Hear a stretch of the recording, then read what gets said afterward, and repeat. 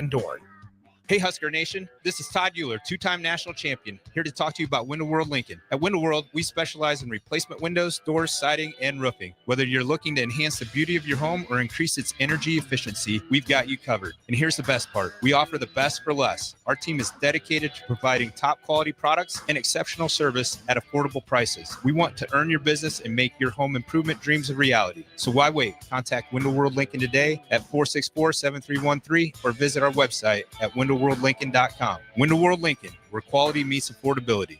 Perch Merch is your one-stop shop for all your printing and promotional needs in Lincoln, Nebraska. They specialize in screen printing, embroidery, vehicle wraps, window wraps, print collateral, promotional products, and signage. At Perch Merch, they are committed to delivering high-quality products and exceptional customer service. Their experienced team of designers and printing professionals will work with you every step of the way to ensure that your vision is realized. Call for a quote today at 402-217-5212 or go to perch-merch.com.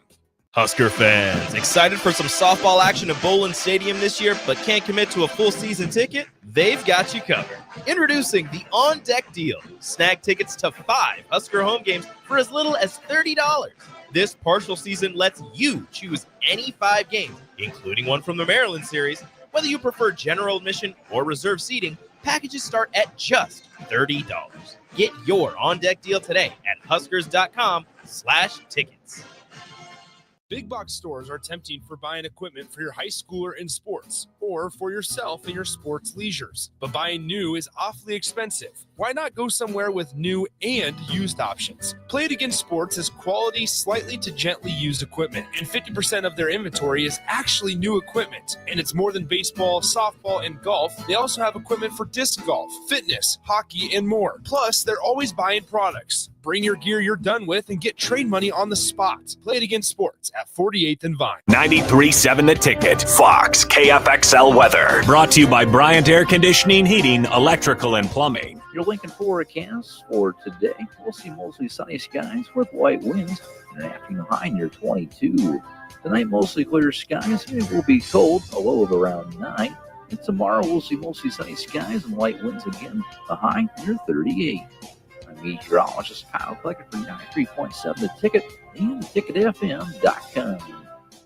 Right now, when you drive by Honda of Lincoln, you'll see more than 200 new Hondas and over 125 pre-owned vehicles. Hi, Charlie Stone here, and with me on the line is Andy Goodyear of Honda of Lincoln. Andy, how does it feel to have so many vehicles in stock again for your customers? Charlie, it feels amazing to see how excited our customers are. They love the ability to see, test drive, and take immediate delivery of the exact new Honda they're looking for. Do you have some good offers to talk about? We sure do, Charlie. We're offering financing as low as 0.9% APR up to 72 months or great lease rates on every new Honda. It's the perfect time to drive away in the new Honda you've been dreaming of. How about pre-owned, Andy? We have over 125 pre-owned and certified pre-owned vehicles to choose from. Just about every make and model with prices starting at under $10,000. Maybe it's time you experience the best of the Honda of Lincoln way of doing business. 27th and Yankee Hill Road or online at hondaoflincoln.com. This is Lincoln's home for sports talk on the FM dial. Also online at theticketfm.com. On the internet. KNTK FM Firth, 93.7 The Ticket.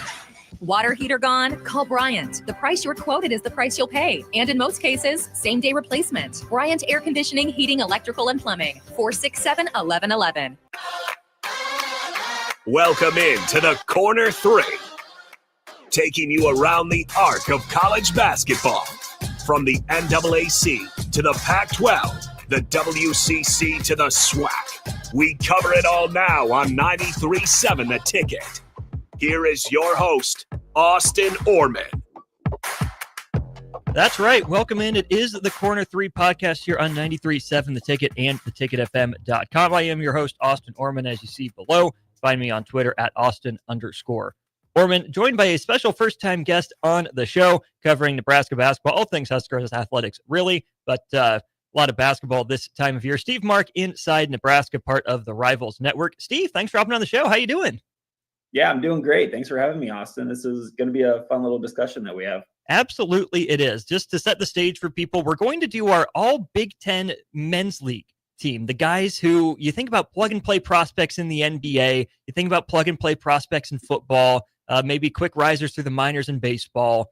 These guys are that, except in men's league. Maybe they go to Europe, maybe they don't, but these are the guys that won't have to change their games from when they step off a college floor for the last time to the first time they find their local Y, they get their local pickup runs.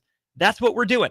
That's what we're doing here in the first segment. If we forgot any names, let us know on our Starter Heyman Jewelers text line 402-464-5685 or drop us a line on Twitter. I'm at Austin_Oerman. You see that below me, and it's Steve_Marek on Twitter as well. Second segment, we'll get into bracketology. What's the point? What's the purpose of it? Do we need to tweak the system and when these polls come out? And then we'll end the show, as always, with what I loved in college basketball this week. Well, Steve, let's just kind of take an overview here. I'm going to actually pop the names up on screen for people so they can see it. We'll keep track of our draft up here. When you think of a men's league player, a guy from the Big Ten that's going to slot right into a lineup in his local city, wherever he is after his 9 to 5, what does that evoke for you? What kind of player in your mind are you thinking of? Yeah, so that's a great question. So like describe these guys. So back when I played, it was just guys that maybe, played exactly how they did when they were actually playing something worth something, whether that was in high school or college or wherever. And then their day job ends, just like you said, Austin, and then they hit the court again, and they're that same exact person. They are doing the same things on your YMCA court that they were doing, in this case, a Big Ten court. So yeah, I mean, that's kind of what I think of.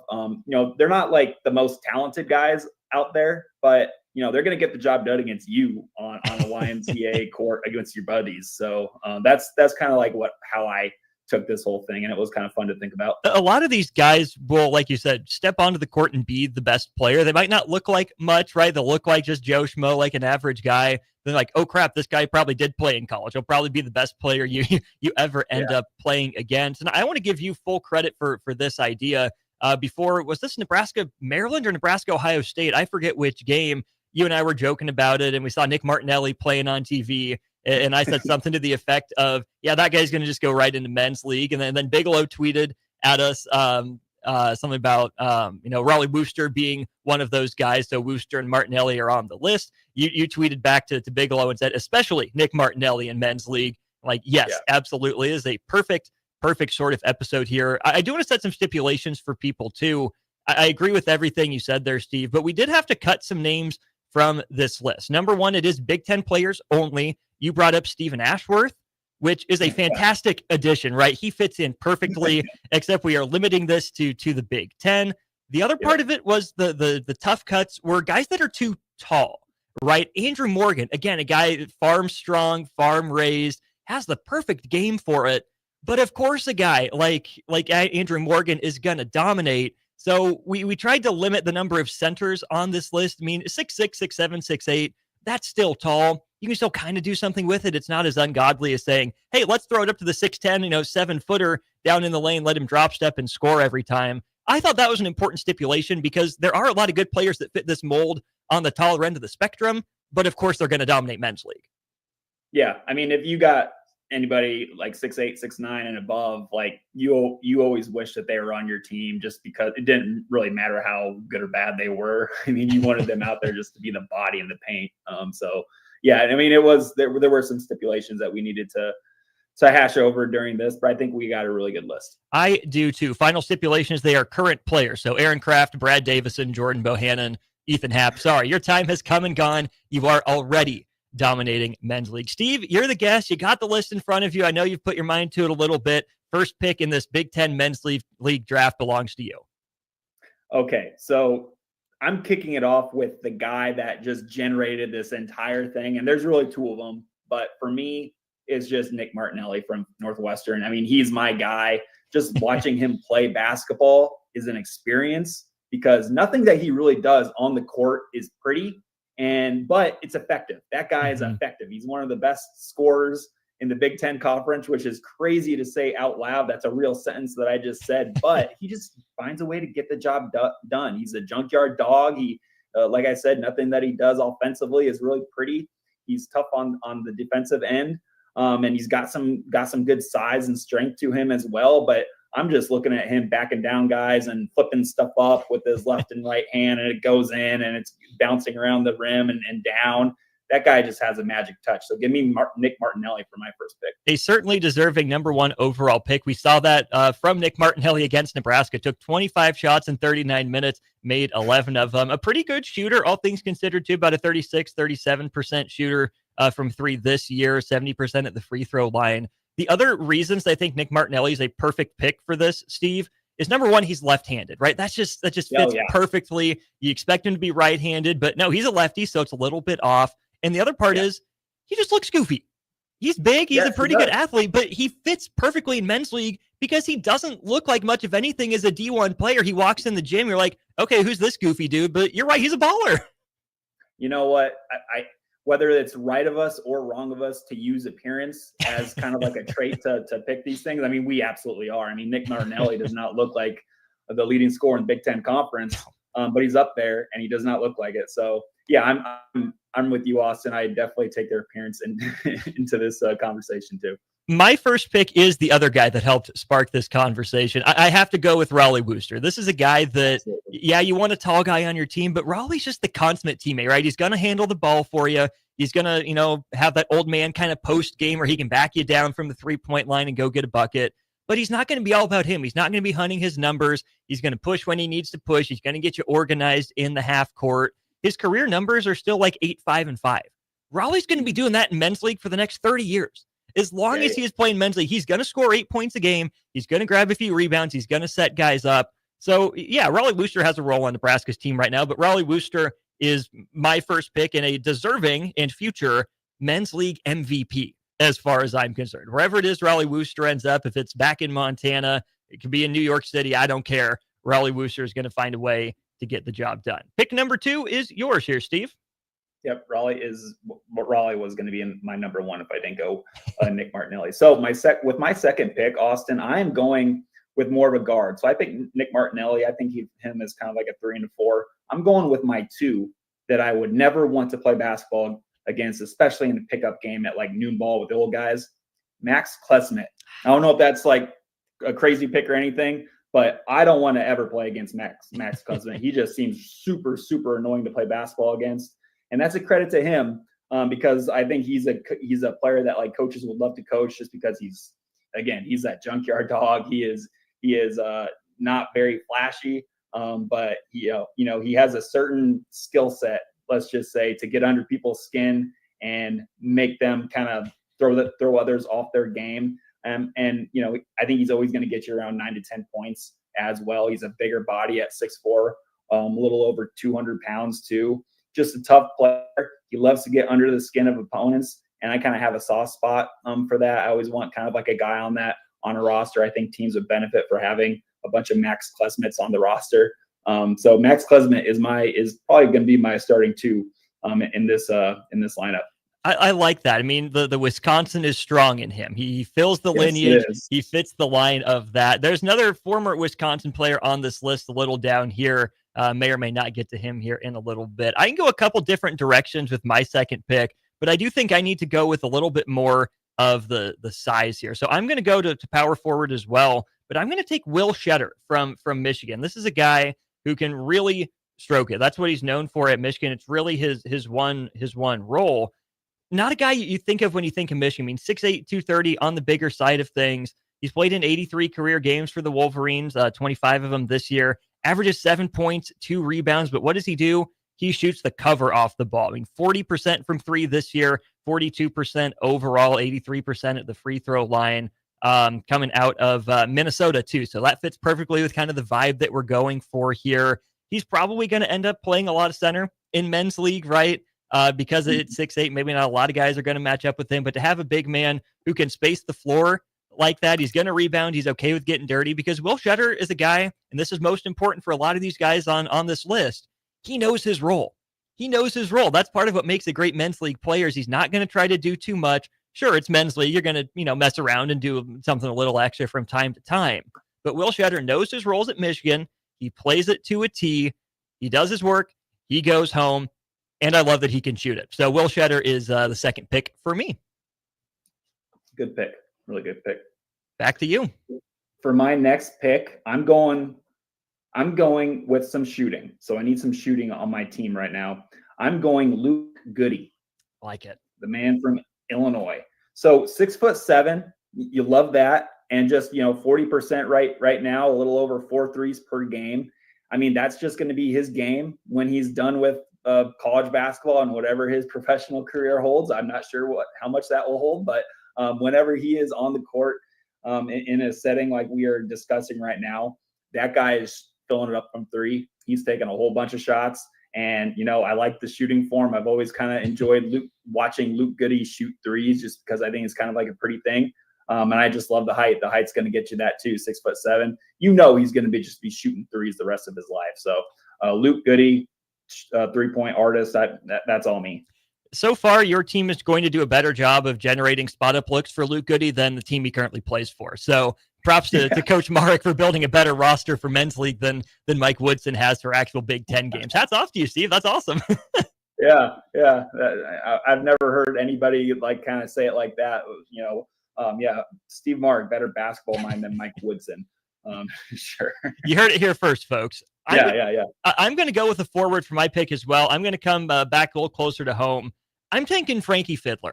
Yeah. Walking bucket. He's going to be the feature option, I think, for my team. If we need a bucket where we're down 3, I'm going to go to Frankie Fiddler. We need one more to put the game away. I'm going to go to Frankie Fiddler. That size, that's length. It's a lot of interior play. That's definitely where Frankie is best. But we don't have to post him up. We can, if we have the right matchup, we can also just clear a side for Frankie Fiddler and let him work. Not the best shooter. I still don't completely trust the shot. The numbers are hit or miss. Been a bit of a struggle for him, especially this year. But in terms of pure walking buckets, I love the size for Frankie Fiddler. I love the all-around game. And you're not going to get on the court for Tom Izzo if you're not going to rebound and play defense. So Frankie Fiddler, maybe he goes and plays professional. I wouldn't write it off for him. But at the very least, he's going to dominate men's league moving forward. Yes, he will. And that's because, like you said, he can get his own bucket, too. He can be creative with the ball in his hands, and that's what I like most about Frankie Fiddler. He's just a fun player. So with my next pick, I'm going with a point guard. I'm going with a smaller guy who I can get the ball to, and he's going to go 100 miles an hour all day, every day. And somebody who I'm not really excited to guard against if I'm playing against myself here, Brock Harding from Iowa. He's the guy that I'm not so sure that everybody loves playing against, but you have to. And again, he gives you a little bit of 3-point shooting. He's at 37% right now and a little over 3 per game. And I think he's just like one of those quick little guards that would kind of be annoying to play against every time. I mean, I played back when I did play pickup. Austin, I told you about my pickup story. My pickup days of basketball are over because of an Achilles injury. But I mean, I've played with guys like Brock Harding before, and I never really enjoyed it just because they played so hard and they were so fast and little. And it's like, I'm 6'3", and Brock Harding, I don't know how tall he is. Maybe he's 6 foot. 6. Yeah, those guys, those quick little ants. I hated those guys. I didn't like being stuck on those guys. So, give me Brock Harding for my point guard. And that's a guy. The mold is the guy that has the chip on their shoulder. It's how they get to college basketball, and then it never leaves. And he takes it out on you at men's league. Like, come on, bro, chill. Yeah, that's true. I have a couple different directions I can go with my 4th pick here. The way that I think I'm gonna go though is I'm gonna go to take my Indiana player here, and I'm gonna take Trey Galloway. I'm gonna take Trey Galloway. Again, a little bit bigger of a guard, kind of secondary ball handler for me behind Raleigh Wooster. And I don't remember where I heard this, so my apologies to whoever said this first. But someone said Trey Galloway has the prettiest looking shot that never goes in. Yeah, that sums it up, right? You watch him in shoot around and warm ups, whatever it is. He's getting his form shooting in. Yeah, that looks good. I mean, this guy can probably stroke it. Another competitive type of guy where if you need someone to go make a hustle play, I think Trey Galloway can do that for you. That's kind of been his role with Indiana. But when you first walk in the gym, you see that this guy that's like 6'4", 185, 190. He looks the part, a little bit of a handle, nothing too crazy, not going to cross you up and put you on your ankles on the floor or anything. But he looks the part of a men's league player. Down to you pass him the ball, you feel so good about it because he's wide open, and he'll hit the side of the backboard. Yeah, he's somebody that first time watching him play. I think it was like a couple seasons ago when Indiana came to PBA, and I was just watching him run up and down the court. He looks really good, like running up and down the court. ESPN lists him at 6'5", 205. He looks more like a receiver, like or something that could play for the Indiana football team. But yeah, he's on the basketball team. I just really like his athleticism. Like he's a high riser too. I've seen him like get up before, and so Trey Galloway is a really good athlete from Indiana. But yeah, like you said, it's just, you know, when it comes to putting the ball in the hoop, you know, sometimes he's not the best at it, but hey, he's fun to watch, run up and down and jump. And that's kind of like what we're going for here too. You do bring up a good point that Trey Galloway is a little bit of a high riser, which is not exactly the vibe we're going for in men's league. We tend to prefer the below the rim play, but every so often you get a fast break, you need to surprise someone. Hey, I got Trey Galloway to put the fear of God in someone in warm up. So we're through 4 picks. He's one of those guys that you walk into the gym and he's on your team at the noon ball. And it's just like, yeah, like if we get a loose ball, just like throw it down the court. Watch the one guy that can dunk it, you know, in our build dunk it. So yeah, Trey Galloway would definitely be that guy. I love it. We're through 4 picks. Number 5 to you. Yeah, so I'm going with my big for, you know, the YMCA, you know, what we're doing here. Jackson Kohler. I don't think Jackson Kohler's game is pretty by any means. And I don't think he's a high riser, just like we were talking about. He's more cemented to the ground and does his work that way at 6'9" and 245 pounds. I think Jackson Kohler is going to be playing the same way right now. And like 10 years down the road playing with some old guys, I think he's going to be the exact same guy. So give me Jackson Kohler just for that big brute, big guy up there. And, you know, like you said earlier with Frankie Fiddler at Michigan State, you know, if you play for Tom Izzo, you can't be soft, you can't be weak, physically, mentally, any of that. So I'm wanting Jackson Kohler as kind of like my big brute down there. I like it. I like it. I still can't tell Jackson Kohler and Carson Cooper apart when I watch them on TV, which I think is another fun point of men's league and of Michigan State basketball, where you never know what you're going to get because you don't actually know who's on the court at any given time. I'm going to take a bit of a wild card here with my 5th pick, Steve. I'm going to go with Cale Jacobson from Nebraska. We're number 31 again, another lefty, so that helps. Doesn't exactly look the part. Cale should be a guard, right? He should be running the points, maybe play 2, maybe some 3, but we've seen him at the 4, and then when Nebraska had to go overseas without Rink Mass, without Derek Walker, all that, he had to play the 5. Nebraska didn't have a postman, so they had post Cale Jacobson, so I get positional flexibility from Cale Jacobson, who's going to fight. Decent-looking shot, won't put up a whole lot of them, but what Cale Jacobson allows me to do is give more shots to Frankie Fiddler and Will Shetter right now. The guy that's going to take on a tough defensive assignment, who's going to communicate well, who's going to scrap for loose balls, rebound. Again, another guy that just does his job, generally stays out of the way. He'll walk out of the gym. You probably forget you ever played with him. But then you'll look back in a few months when you haven't seen him in a while. It's like, oh, where'd that guy go? I like playing with him.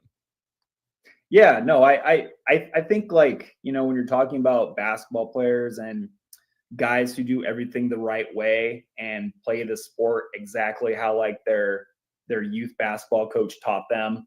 I feel like that's Cale Jacobson. I feel like he's just a team first guy. He does everything that you taught him from day one. He's like kept that in his mind and he's like just worked on his skills. And maybe he wasn't blessed with the height, but he was blessed with like determination and like, you know, the team factor on the basketball court. And he just does everything that you want him to do. And that's why he gets minutes here and there on a Big Ten basketball court. So credit to, you know, Cale. And I think he's like a easy guy to root for, a fun guy. You know, I know Cale a little bit from covering his AAU team in the summer a few years ago. And yeah, he's just a really good dude that I think a lot of people like. And you always want those guys on the team. So yeah, Cale Jacobson is a sneaky one, a sneaky good pick. So yeah. We are through our first 5. We have enough names left, though, that I think we can feel good about going through and drafting. Let's do 3 bench guys each here before the end of the segment. If you don't mind, Steve, I guess I'll start with my bench. So I gave you the starters first. My first bench pick is going to be Aaron Eulis. I need that guy that's a pain in the butt to play against, right? Who's going to fight over screens, who's going to lock up the other team's best player, who, again, knows his role, isn't going to shoot a whole lot. He's going to be faster than most guys at men's league, so you need him to get downhill. He can do that. That's another guy, though, that I think is going to do a good job pushing tempo, that's going to do a good job of getting things organized. So just kind of like Nebraska men's basketball with Raleigh Wooster and Aaron Eulis, I like that combination more in men's league than I do for Nebraska men's basketball, to be completely honest. But I like a lot of the intangibles that Aaron Eulis brings to the table for my men's league team. I feel like Aaron Eulis is going to be the fastest guy with the ball in his hands each time out there. So that's it. That's a good pick. For me, I'm going with some shooting off the bench, Fletcher Lawyer. Again, another guy that I'm not so stoked to play against just because of maybe the appearance and like what he his vibe that he brings off. But he's like shooting well over 40% from three. He's always been able to shoot threes. That's kind of his thing. So yeah, and gives you a little size too at 6'5", 6'4". So Fletcher Lawyer from Purdue is coming off my bench, to get some scoring in there. I like it. I got to take a big guy here, an actual big guy, an actual brute, an actual bruiser. And I'm going to go Parker Fox of Minnesota. Again, if I can't distinguish between Jackson Kohler and Carson Cooper, I probably can't take the other one. Parker Fox is one of those chip on the shoulder guys. He's playing a lot of center for Minnesota at 6'8" or 6'9". So he fits more in the height range that I think we're looking for men's league. He's still, I think, top 10, top 15 in the league in blocks, anchoring as much as he can the back line of that Minnesota defense. Not going to be flashy, not going to do anything crazy, not going to dominate a game. But when I look at my team, I need someone that's going to set some screens. When I look at this, yeah, sure, maybe Will Shetter will ghost a screen here or there. Frankie Fiddler's not going to do that. Trey Galloway's going to run out of nowhere and maybe try to set one. Cale Jacobson's going to be a good fundamental player, but I need a big body, right? If I need to get Eulis or Wooster downhill, I need my 6'8", 6'9" forward setting a good screen for him. He's going to roll.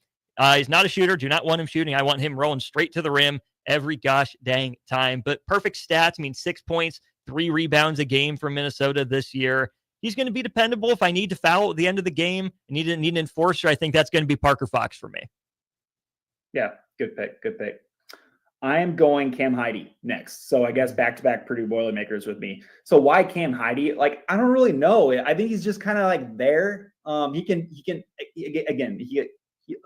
probably be like efficient around the hoop, which is good enough for me. And he's got some size. He's around 6'7", 6'8", and he can probably defend a little bit. But outside of that, he's just the kind of there. He's just very average. He's all right. And I feel like that's the team that we're getting. Very average. It's all right. And I think Cam Heide, no offense, Cam, if you're listening, but I think he's just all right. And I'll take that.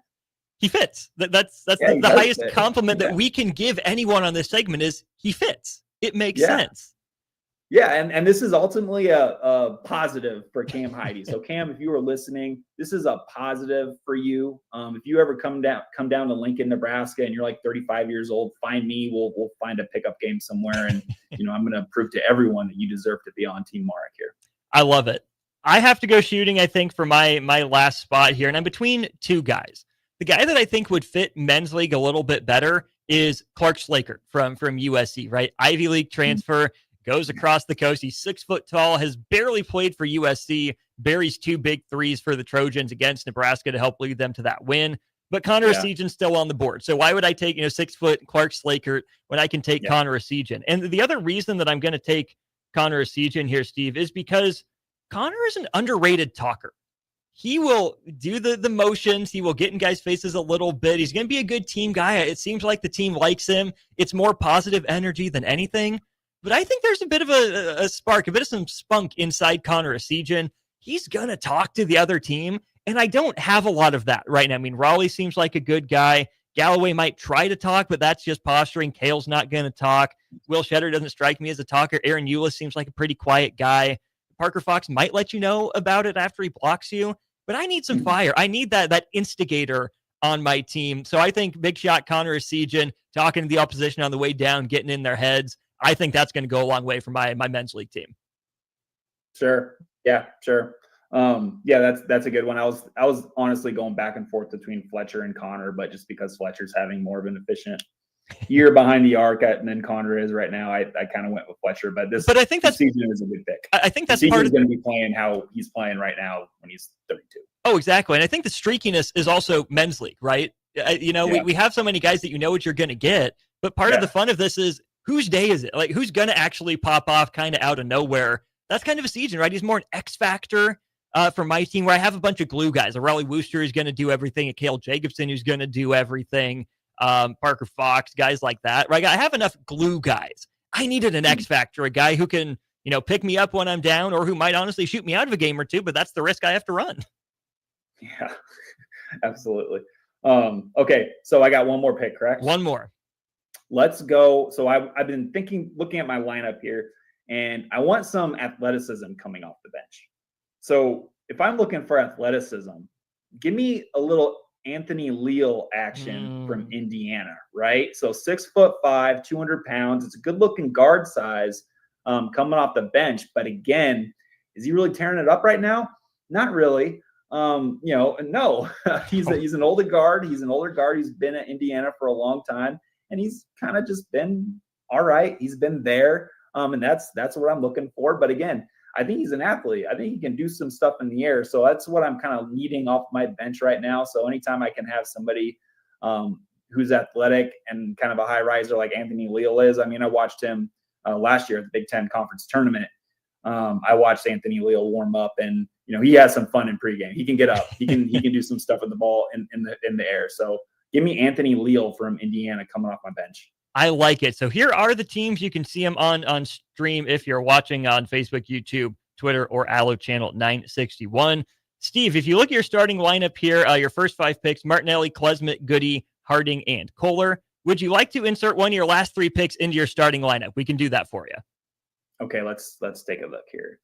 Okay, so I got Harding. I got my point guard. I got my 2, Klesmit, Martinelli at 3. Let's put Goody at 4. No, I'm good. Leave that there. Okay, I think I'm probably good with mine too. I'll go Raleigh at point. I'm going to play Trey Galloway at the 2, Kale at the 3. Shetter is going to be my 5. I want power forward Frankie Fiddler. That's what I want right now. That's going to be mismatch nightmare, which that's kind of how I wish Michigan State would use him. I think that would do some good stuff for their offense. But you know what? If you're a better basketball coach than Mike Woodson, I'm going to use Frankie Fiddler better than Tom Izzo is. So I think it's fair to say that we know their personnel better than they do after this one.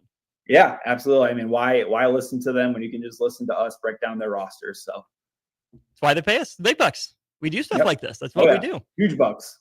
We will post this on Twitter. We will also put Team Bigelow here in the 3rd column. I'll get that done here before we go to break, before we get back from the next break. Steve Mark, Inside Nebraska, is the guest here this first segment of the show. Steve, appreciate you taking your time to sit down and do this. This was a blast. We'll see you Monday night at PBA for Nebraska, Michigan. Big game, Nebraska, Michigan. That's going to be likely a really raucous crowd inside PBA. Nebraska trying to get into the win column. But yeah, Austin, thanks for having me on. This was a lot of fun to do. It's going to be interesting to see what Twitter thinks, which of our teams is going to win here. I don't know. I think it might be a good game. I think so too. You got team better than Woodson versus team better than Izzo. I think those are the official names for our teams. We'll go to break. We'll talk some bracketology when we get back in segment 2 of the Corner 3. Discover the difference that expertise and experience can make in your real estate journey with Next Ag Appraisal and Realty. Whether you need an appraisal, sales, or farm management, Next Ag comes up with a solution with your legacy and goals in mind. Next Ag isn't just their name, it's your future. So why wait? Visit their website today at www.nextagrealestate.com or give them a call at 402-380-0432 and turn your dreams into reality. Your land, your legacy, their solution. Next Ag Appraisal and Realty. Perch Merch is your one-stop shop for all your printing and promotional needs in Lincoln, Nebraska. They specialize in screen printing, embroidery, vehicle wraps, window wraps, print collateral, promotional products, and signage. At Perch Merch, they are committed to delivering high-quality products and exceptional customer service. Their experienced team of designers and printing professionals will work with you every step of the way to ensure that your vision is realized. Call for a quote today at 402-217-5212 or go to perch-merch.com. At Farm Bureau Financial Services, we strive to provide you with the right coverages for all your insurance needs by taking the time to meet with you and review what coverages best fit your needs. So whether you're in the market for home, auto, farm, business, life, or a combination of any of these coverages, we can help with making sure you, your family, or your business have the right coverage based on your individual needs. If you would like to review your insurance needs, please contact Ben Spurt with Farm Bureau Financial Services at 402-217-9945 or through email at ben.spurt@fbfs.com. Are you a skilled mechanic looking for your next big opportunity? Constructors is hiring. We're looking for experienced mechanics to join our family-owned team. We offer competitive wages, great benefits, brand new service trucks, OEM-level diagnostic software, and career growth opportunities. Positions include lead and A-level mechanics for our shop and multiple field technicians. If you're driven and ready to grow with a company that's been around since 1908, apply today at constructorslincoln.com. Husker fans, excited for some softball action at Bowling Stadium this year, but can't commit to a full season ticket? They've got you covered. Introducing the On Deck Deal. Snag tickets to 5 Husker home games for as little as $30. This partial season lets you choose any 5 games, including one from the Maryland series. Whether you prefer general admission or reserve seating, packages start at just $30. Get your On Deck Deal today at huskers.com/tickets. Water heater gone? Call Bryant. The price you're quoted is the price you'll pay. And in most cases, same-day replacement. Bryant Air Conditioning, Heating, Electrical, and Plumbing. 467-1111. Bundle up, bring your crew, and make this winter one for the books with Bachfest at Beer House. Enjoy winter brews that will tangle with your taste buds, polka dancing, games like Hammerschlagen, Stein Stamina, and much more. Bach beer will be flowing, and sausages and pretzels will be available for purchase. Doors open at 11 a.m., and the party goes outside until 6 p.m. before moving inside. VIP tickets are $75, but just $5 gets you in the door. Buy your tickets today at beerhousene.com for this Saturday's Bachfest. Are you ready for a new opportunity? Check out Sandhills Global. Join a dynamic team where your skills are valued and your career can soar. We offer full-time positions with a 4.5-day work week, competitive pay, excellent benefits, and a positive work environment. From IT and marketing to sales and finance, we're looking for talented individuals just like you. Apply today at sandhills.jobs and take the first step towards an exciting future. That's sandhills.jobs. Don't wait, apply now. Attention all wing fans! Buffalo Wings and Rings has daily specials that will make you want to stop in on all days of the week. Kids eat free on Mondays, and on Tuesdays, enjoy 89-cent boneless or traditional wings at a price that makes the whole family happy. And come back on Wednesdays for $1.29 chicken tenders all day long. Get to Wings and Rings today at 68th and O or in Williamsburg Village.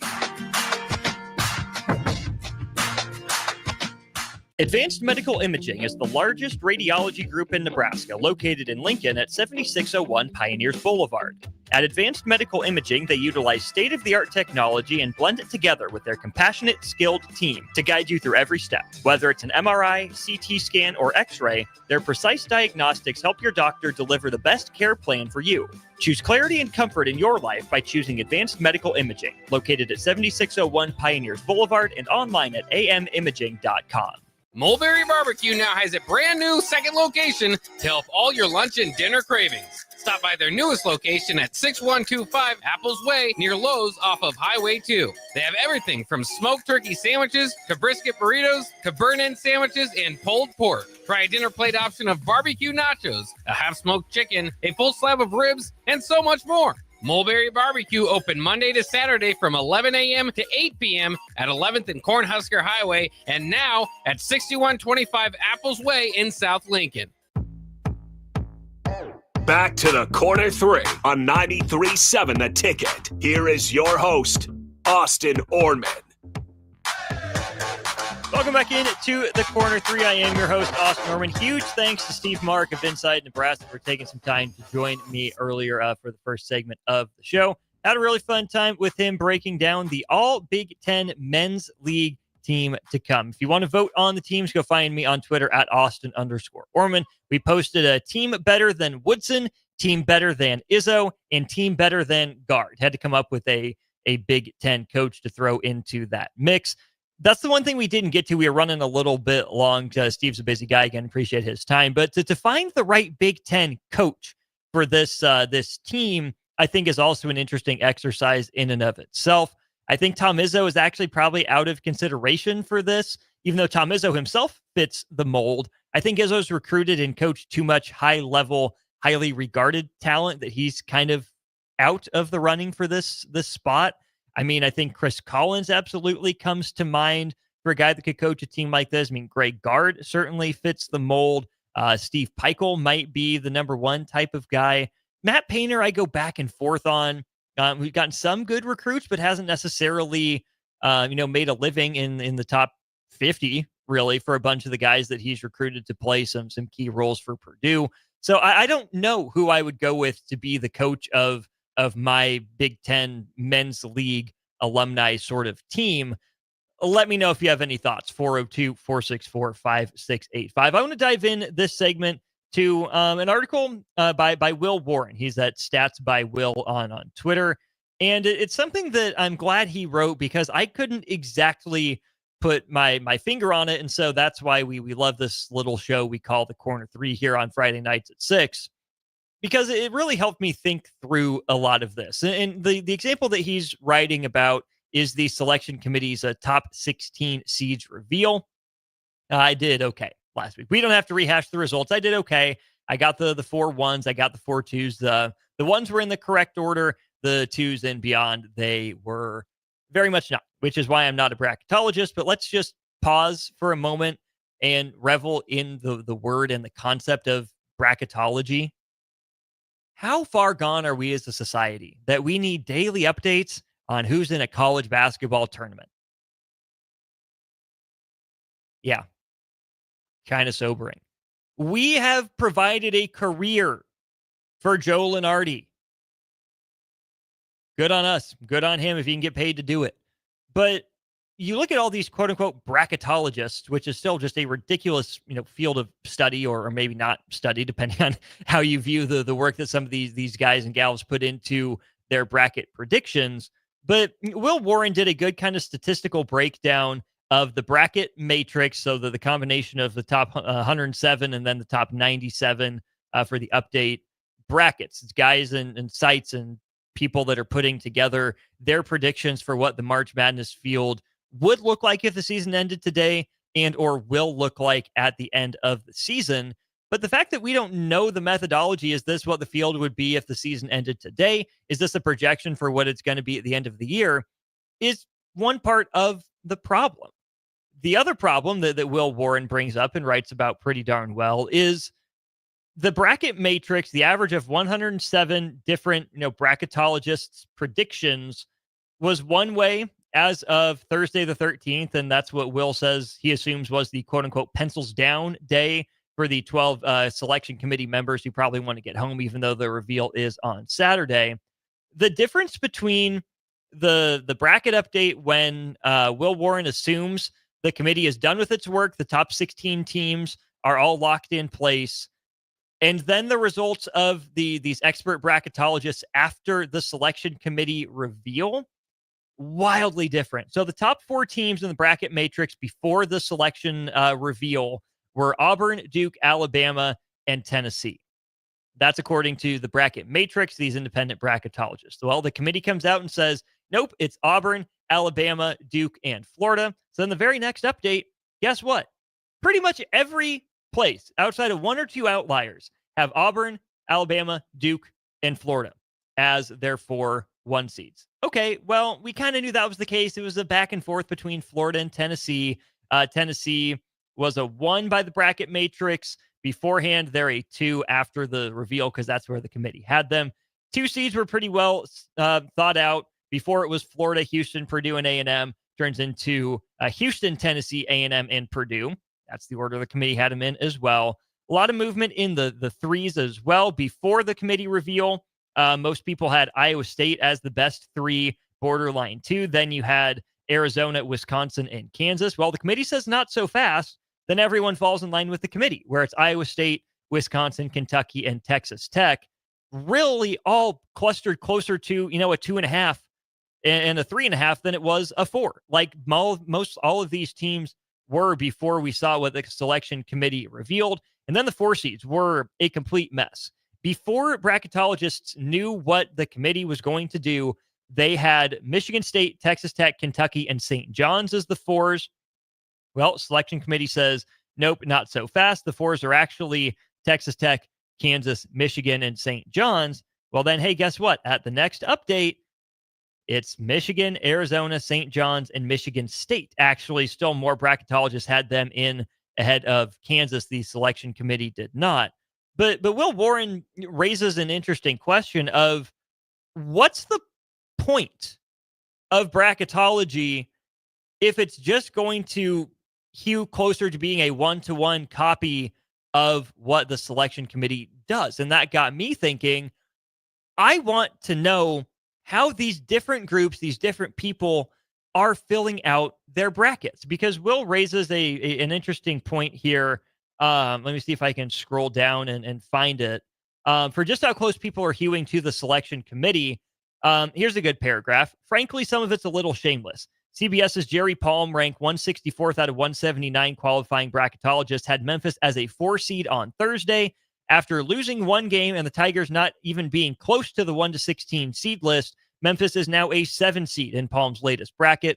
Ole Miss was a 4 in Palm's Thursday bracket, yet after a home quad 1 loss to Mississippi State and finding out they weren't in the committee's top 16, Ole Miss drops from a 4 to a 6. Meanwhile, Jerry Palm had Arizona as a 5 seed prior to Saturday's bracket reveal. After losing to Houston at home, they jump from a 5 seed to the top overall 4 seed.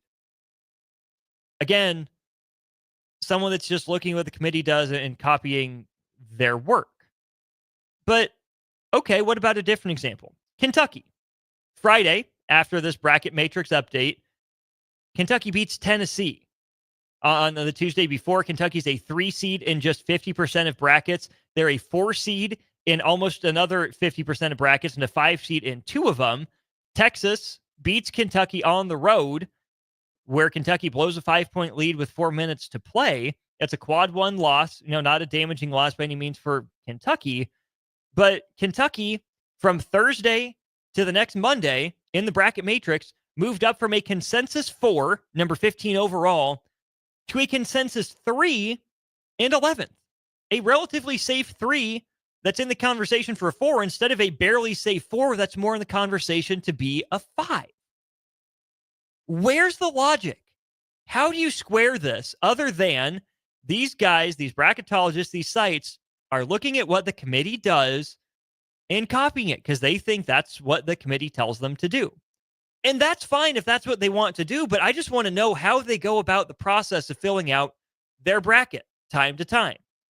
Because if these brackets are supposed to be a snapshot of this is what the field would be if the season ended today, that to me is a different methodology than can we read the minds, go all ESP, telepathy, and read the minds of the 12 members of the selection committee, figure out what it is they're trying to do, and what I'm going to put down is my best guess.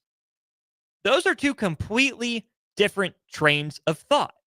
And that's, again, where I get swept up in what exactly is the point of bracketology. Okay, another couple interesting paragraphs from Will Warren. This isn't a gospel for us to hold strictly to. It's merely a snapshot of what 12 people thought at the time of the reveal. More than that, it's content. And God knows we cannot function as human beings without our endless stream of content. I don't think the bracket reveal harms anyone, so I'm tempted to apply let people enjoy things logic to it. Okay, that's one way to look at it. Scrolling down a little bit more here in Will's article, this is the paragraph that I mostly hew to. Anyway, all of this is a little silly. This is mostly harmless, I think, and as long as you practice the right way to take bracketology not seriously at all, then you'll be fine.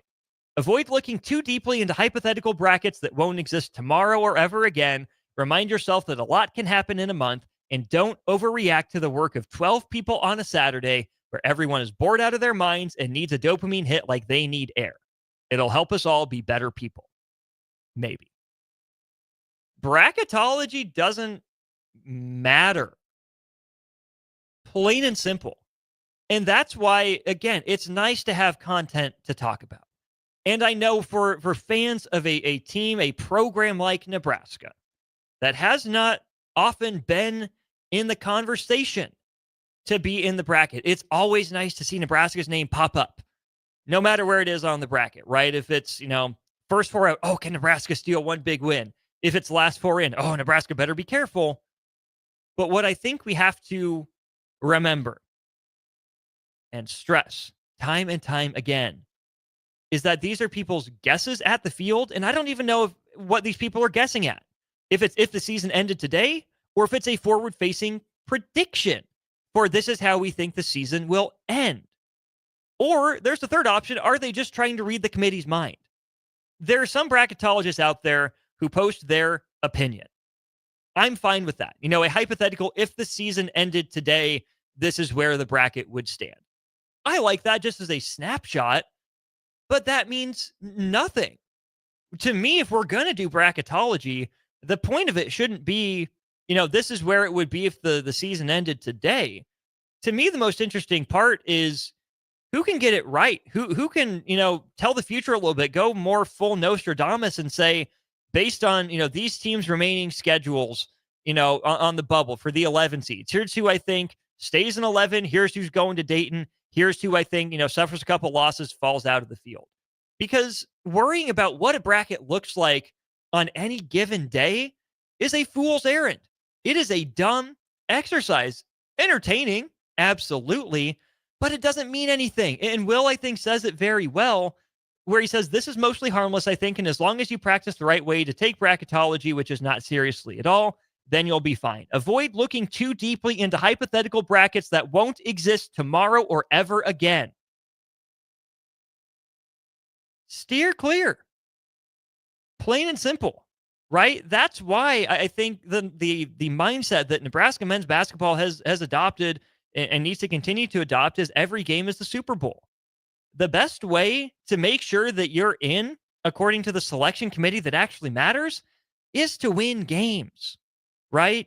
And so for fans, again, I get it. It's easy to get caught up in the moment. It's easy to get swept up in it. And seeing these people's opinions of, would Nebraska be in? Would Nebraska be out if the season ended today, as a specific example? Fine. It's fodder. It's easy content. I don't blame you for looking at it, but it doesn't matter at the end of the day, right? What matters is, can Nebraska do enough in its final 4 regular season games to make the NCAA tournament? Throw the Big Ten tournament in there as well. Yeah, it's nice to see that people would have Nebraska in the tournament if the season ended today. But the reason I caution you to take that with a grain of salt is that we've seen these bracketologists move their bracket around and look at things the same way as the selection committee, right? They're just taking their cues from someone up above. How much do they actually believe it? Where I will credit the NCAA selection committee, even if I don't fully agree with the 16 teams that they put out, is we at least know what it is the selection committee is looking at. Unlike the college football playoff selection committee, right? That is so much more nebulous. I mean, yeah, it's top 25 wins, but we talked a lot about that during On the Block, about how that can be easily manipulated by an AP poll, right?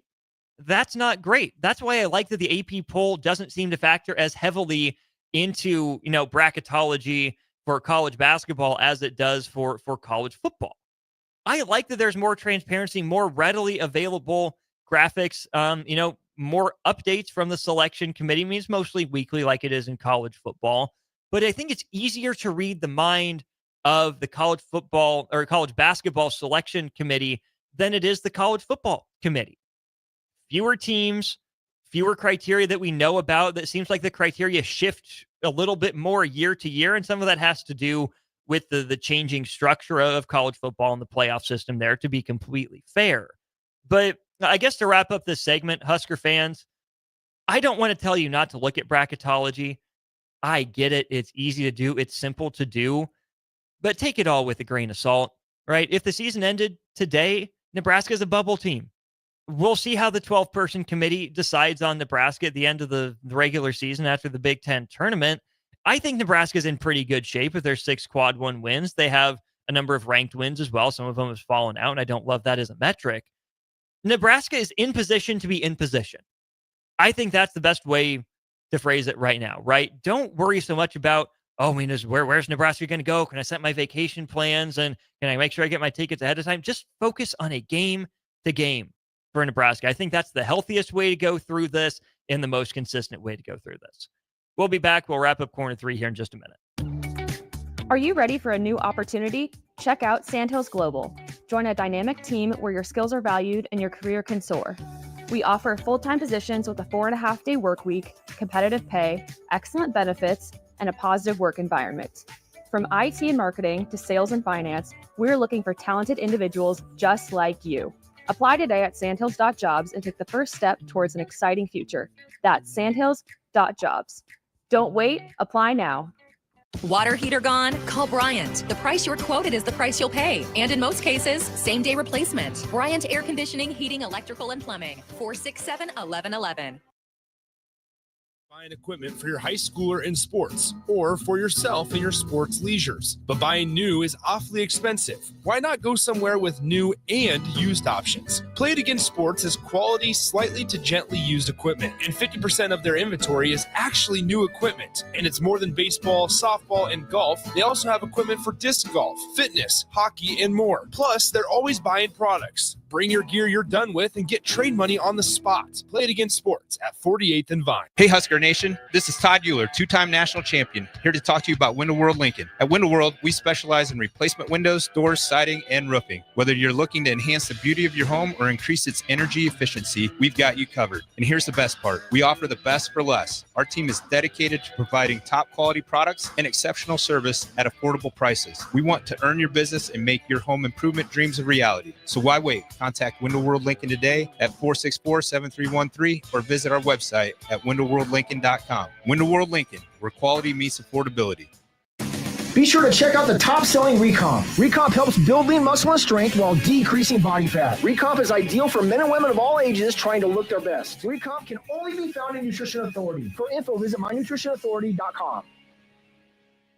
Husker fans, excited for some softball action at Bowling Stadium this year, but can't commit to a full season ticket? They've got you covered. Introducing the On Deck Deal. Snag tickets to 5 Husker home games for as little as $30. This partial season lets you choose any 5 games, including one from the Maryland series.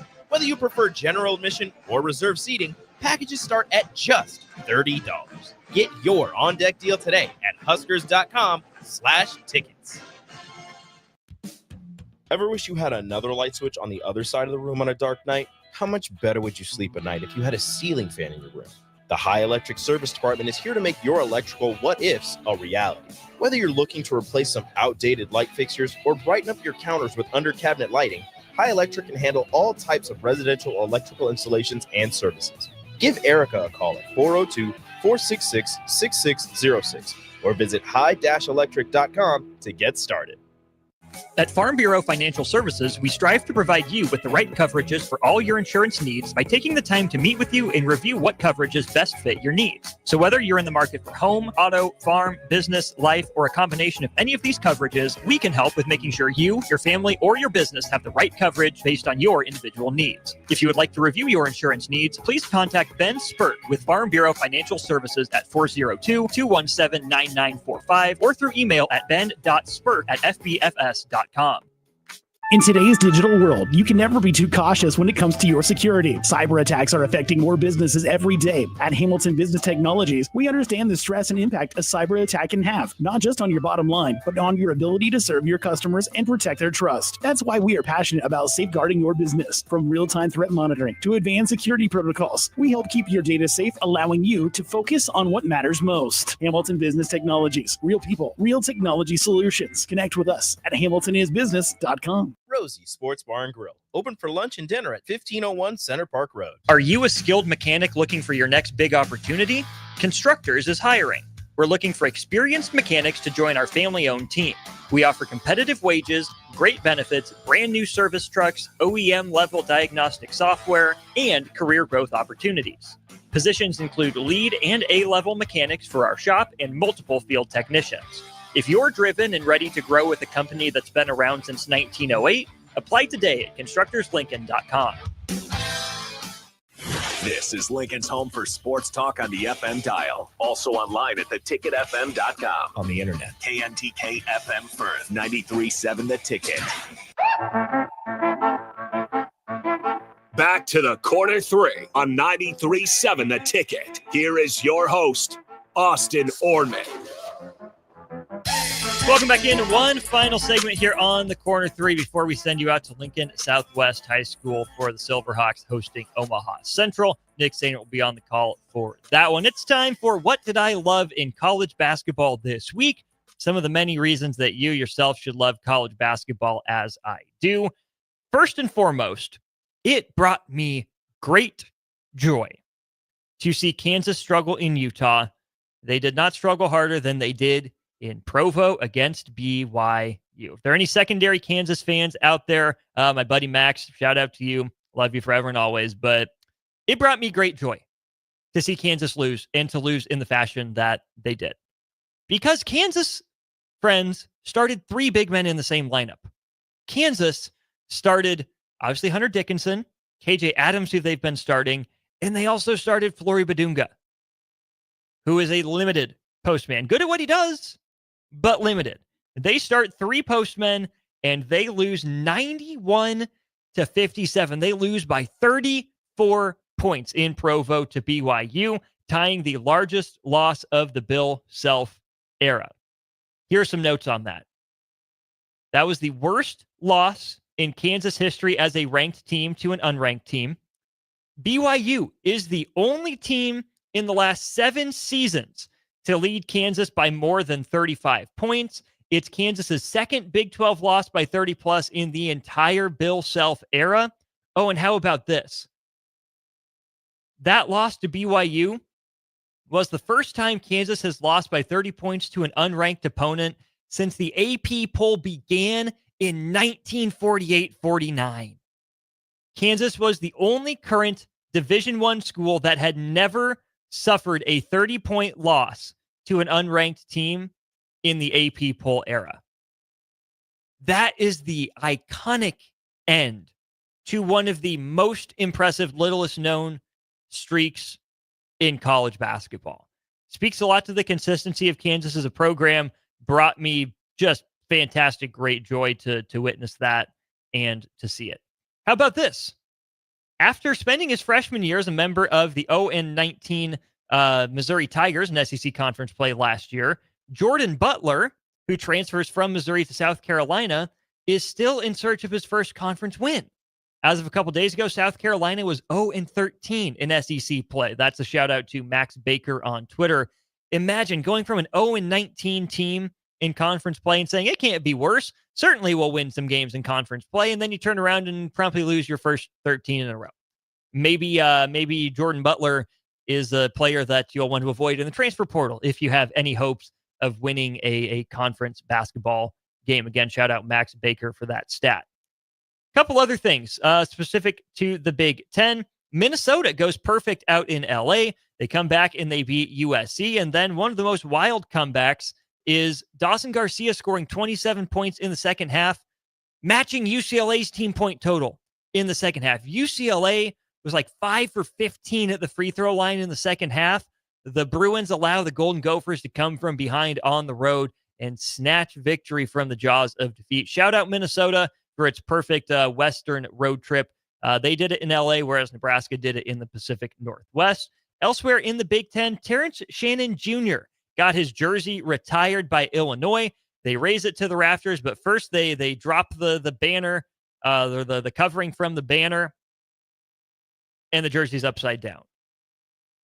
I kid you not. At a jersey retirement, Illinois hung Terrence Shannon Jr.'s jersey upside down. But here's where the story gets good. Terrence Shannon Jr.'s mom said, yeah, this young man's life was flipped upside down last year. It's a little bit of symbolism, right? Terrence Shannon Jr. was accused of sexual assault by someone in Lawrence, Kansas, when Illinois went there for a football game. He ends up getting cleared, comes back to the court, plays, leads Illinois to the Big Ten tournament finals, and then also to the NCAA tournament as well. And Terrence Shannon Jr. took it in stride as well. He didn't get mad. He didn't get upset. Terrence Shannon Jr., what he did instead was he sold some T-shirts, and the profits went to charity. Very classy act there by Terrence Shannon Jr. Another sort of classy move is one that would probably be interpreted as the other, except that Illinois didn't shake hands with Wisconsin after the Badgers win because Brad Underwood said basically the whole team was sick. Classy move by Illinois that got blown out by Wisconsin. Badgers put up a lot of points again to kind of become the norm for them. I really don't love that happened earlier this week, though, because one thing I do love is Duke, Illinois at the Garden tomorrow night. A random late February non-conference game is just what we need. Now, Illinois better wear masks the whole time. no fluid transmission. Y'all better keep Duke safe. That's all I'm saying at Cameron North. And then finally, Dusty May gets a contract extension. Why do I love that? That means that Indiana has a full-on coaching search on their hands. That is going to be great drama. It is going to be great theater. It will be great content. I am looking forward to that. BJ in Wichita, appreciate your thoughts here on our Sartor Heyman Jewelers text line. Yeah, Nebraska probably better win at least 2 of the next 4 to end out the regular season. We'll be right there alongside the Huskers. They have Michigan, Minnesota, and Iowa at home remaining, as well as a road trip to Columbus for the second game of 2 against Ohio State. Big thanks again to Steve Mark of Inside Nebraska for hopping on and doing the Big Ten, soon-to-be Men's League Players Draft with me. Go vote in that poll on Twitter. Find me at Austin_Oerman. Then tune in again next week from 6 to 7. There'll be lots to talk about. Hope to have Jacob Bigelow back on the pod for sure. For the crew, I'm Austin. Thanks for joining me. High school basketball comes your way on the terrestrial airwaves in just a minute.